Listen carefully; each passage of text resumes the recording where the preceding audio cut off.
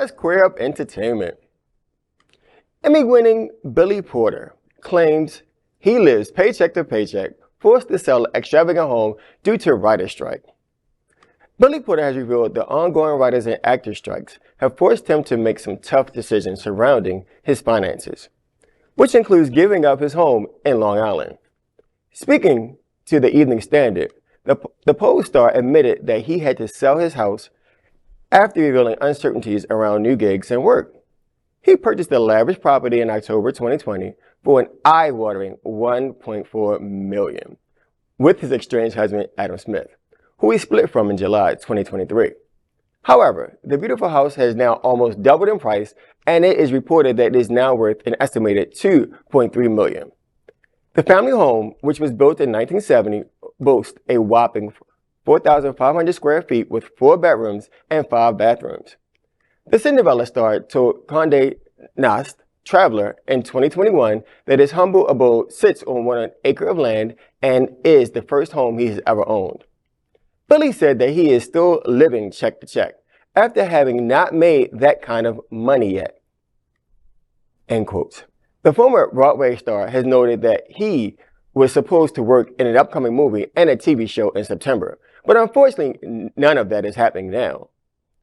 So it took me a moment. At first, I had to dive in and do my own research. Now, so I give him kudos for knowing where his wallet, knowing where his pocketbook, knowing what's in his side of his bank account. Because how many of us know folks who have now had to go through bankruptcy, who lived beyond their means? And so we have to recognize Billy is new money, and so the writer's strike, if he's not able to work, it only makes sense to live within your means and make sure you can afford where you live, first and foremost.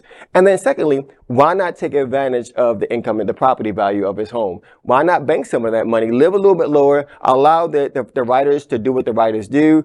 That way he doesn't have a stake in the game where he has to now force his colleagues, even himself as an actor, as a performer, to say, hey, I need you to not continue to fight for what you need. I'm going to support you and I'm going to do what I have to do to take care of my home. And so I give him kudos for that, because what he's doing is making sure his self-preservation is coming clear and not putting any pressure on his colleagues. Listen, I ain't giving him any kind of kudos, okay? He's been in this industry for decades now, okay? Get a money manager. What the hell's wrong with you? You've had so many huge successes, okay? So you lost your home, you lost your hubby. What's next? You're gonna lose your dog? You gotta be careful, Mr. Porter. Okay, so Billy is coming. He's selling, not losing, he's selling. Well, whatever, selling it. You know what I mean? So again, you're selling it because you're losing it. You understand? You're selling it because you have to figure out your money. You have to move around your money, okay? So I'm saying there's, right now he could have sat on that and then sold, maybe sold it for more in the future. Who knows? Right. But now because of money means he needs to do that now, So Billy Porter is coming here to South Florida. He's gonna be at the Stonewall National Museum for a gig because he needs some money, because he's got to make his things correct. So, I wish him well. I hope he gets some money that he needs to get for this. But I hope he has a better end of year. He has not had a good year. I'm feeling for him. Well, okay, first off, the home is on, that he might have to sell is on Long Island. So, blessing and curse right there. But second of all, he's been, like you said, a member of the profession for decades. He also... And yes, I feel bad. Nobody wants to lose their home. It's the first home he ever bought. At the same time, there's a lot of writers out there, and there's a lot of actors out there that don't have his profile, that don't have the choice to cash in $1.2 million of equity in their home. Yeah. And so I kind of feel, I feel bad for the situation that he is in, but I also feel bad for the situation that all the actors Absolutely. and all the writers, of course. It's crippling New York and Southern California.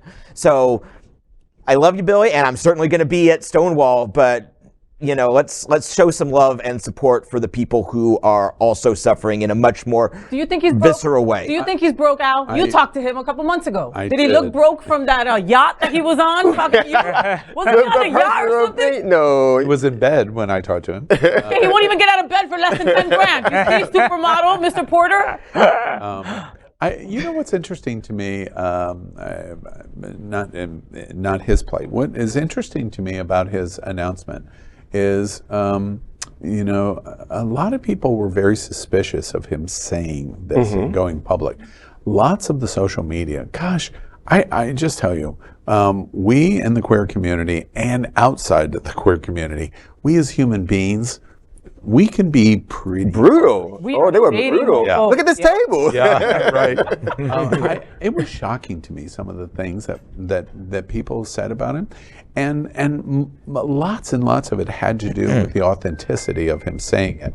And my reaction was, why would he do this? Why would he say it? Put himself out there so vulnerable, But, right? I mean, there's no upside to what he said. So, I just question all of the people that were just so critical of saying, it's a publicity stunt and he's doing it for his own fame, etc. I thought, gosh, this is so hypercritical.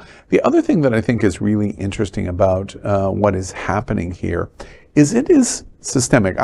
I hear the observation, that there are a lot of worse people in SAG, writers, etc., than Billy Porter. And Billy Porter has the ability to bounce back when this ends much, much faster than somebody in the Writers Guild, for example, that is literally living paycheck to paycheck of $600 a week. But what's interesting to me about that is how many people are living in a just subsistence kind of situation. And it doesn't matter if you're Billy Porter or you're a writer. And that's the important key, Al, because you're right. We all live, our pocketbooks is ours and how we live. And sometimes we often live above our means and we living for that next job to pay for it. And so to your point, I think you're awesome. How about we live to sustain and not live for the next? Yeah. I think maybe just anytime you hear a celebrity that's saying, I have to sell my mansion of millions of dollars and, I'm going to make $1 million plus dollars off the sale of the home.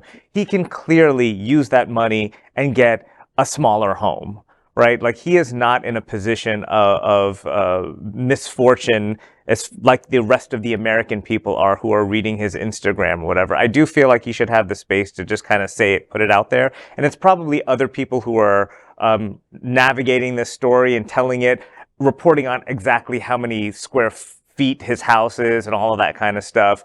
But I just feel like, we are all in that situation, and to come out with that, it's just a little tacky. I still like you, Billy, but a little tacky.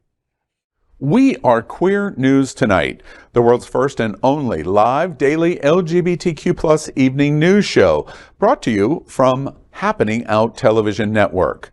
We operate in the same model of PBS and NPR, but for the LGBTQ+ community. We educate, inform, and entertain by supporting the 10 pillars of our LGBTQ+ community, with more than 100,000 a week watching us on Roku, Apple Television, and other channels. To keep the story going, we accept donations with 100% transparency. Stay updated and live authentically with Queer News Tonight.